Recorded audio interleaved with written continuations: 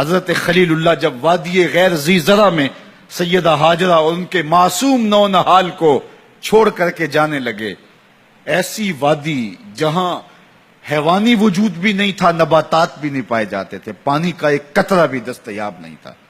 کالے سیاہ محیط پہاڑ جیسے فولاد پگھلا کے ڈال دیا ہو،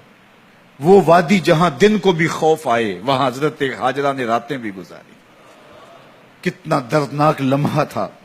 جب سحری کا وقت ہوا، حضرت خلیل اللہ دعائیں دے کے رخصت ہونے لگے، حضرت ہاجرہ سلام اللہ نے آگے بڑھ کے اپنے شوہر نامدار کا دامن پکڑ لیا، تمسکت بعصیالہ، دامن پکڑ کے بولی میرے شوہر نامدار، اس محیب وادی میں، اس پہاڑوں کے دامن میں جہاں دن کو بھی خوف آئے، نو نحال معصوم کے ہمراہ مجھے چھوڑ کے کہاں جا رہے ہو؟ حضرت خلیل اللہ نے کوئی جواب نہیں دیا، پھر قدم اٹھایا تو زوجہ نے پھر دامن پکڑا، پھر وہی سوال، پھر کوئی جواب نہیں آیا، تیسری مرتبہ دامن پکڑا، خلیل اللہ کی جانب سے کوئی جواب نہیں آیا، تو خاتون خود بولی کیا اللہ کا حکم تو نہیں؟ تو حضرت خلیل اللہ نے کہا نعم، ہاں اسی کا حکم ہے۔ حضرت ہاجرہ نے دامن چھوڑ دیا، کہا جائیے خیر سے جائیے، اگر اس کا حکم ہے وہ ہمیں ضائع نہیں ہونے دے گا۔ جہاں دن نہیں گزارے جا سکتے تھے پھر اس خاتون نے وہاں راتیں بھی کاٹی، وہ وادی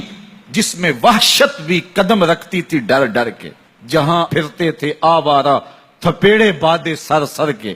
جہاں پر گھاس اگتی ہے، جہاں نہ پھول کھلتے ہیں، مگر وہ سرزمین ہے آسماں بھی جھک کے ملتے ہیں۔ اپنی پاک باز بیوی اور نو نحال بیٹے کو چھوڑ کے حضرت خلیل اللہ دعائیں دے کے رخصت ہو گئے۔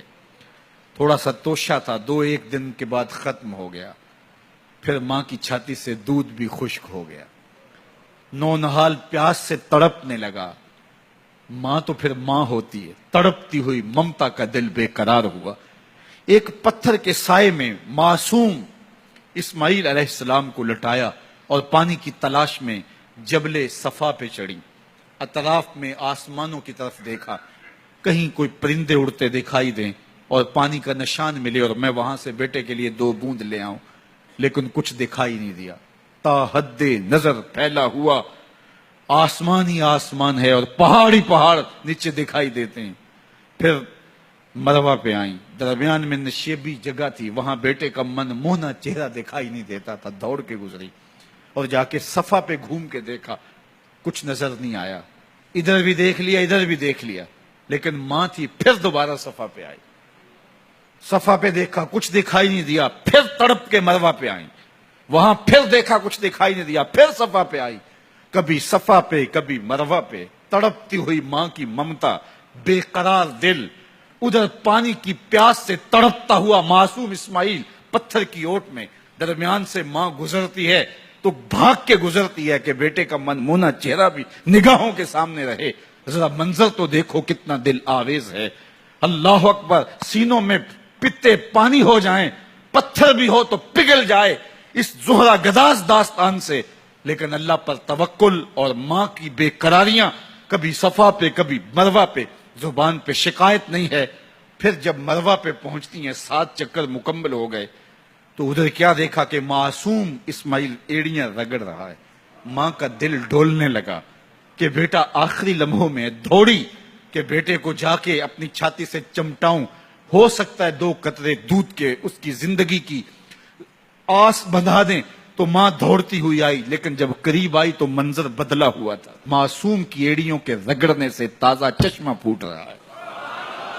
پانی ہے کہ بے قابو ہونا چاہ رہا ہے، آگے بڑھی، جلدی جلدی مٹی کی منڈھیری کرتے ہوئے کہا زم زم رک جا رک جا، اللہ اکبر۔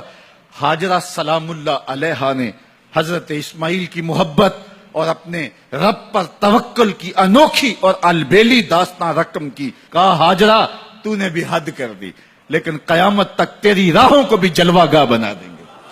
یہاں نبی بھی دوڑیں گے، ولی بھی دوڑیں گے، غوث بھی دوڑیں گے، کتب اور ابدال بھی دوڑیں گے، شہنشاہ بھی دوڑیں گے، کج کلا بھی دوڑیں گے، یہ دوڑنا ہم عبادت بنا دیں گے، حتیٰ کہ امام الانبیاء بھی ان راہوں کی سائی کرتے رہے۔ عجیب رنگ، عجیب منظر اور عجیب کیف کا عالم۔ اچھا، یہاں رک کے ایک بات کرنا چاہوں گا، اگر آپ کی توجہ ہو، جہاں حضرت ہاجرہ دوڑی اور ان کے مبارک قدم وہاں لگے اور لگ کے ہٹ گئے، عارضی نسبت ہے، مستقل نسبت نہیں ہے، جہاں ان کے قدم لگ کے ہٹ گئے